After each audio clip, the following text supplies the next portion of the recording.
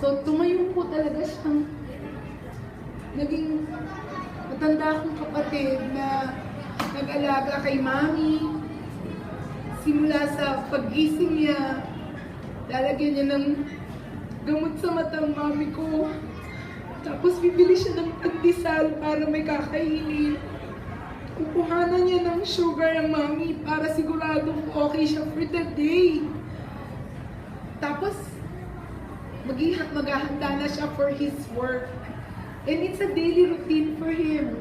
Hindi siya nagsawa. That's why I would say that he's really relentless, walang tigil, walang pagod, walang sawang tumaguyod. On top of that, meron pa siyang 3 apo that he loves so dearly.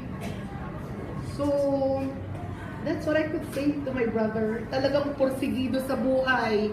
Hindi man kami mayaman financially, pero napakayaman namin sa pagiging pamilya, to being supportive to each other. Mahal na mahal niya ang asawa niya, ang mga anak niya, though meron siyang regrets na hindi niya siguro napatugunan ang mga pinansyal na pangailangan ng mga anak niya. But that did not stop him at all to move on. So I thank everybody here from the very core of my heart.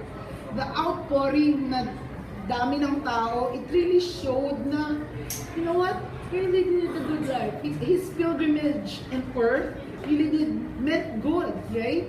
For you guys to be here, to be with us during this time. So I think you've done a great job. So thank you, brother. And don't forget, I will never forget you. We will never be forgotten. We will move on as a family. We will move on without him, but he will never, never be forgotten. Love you, Tol.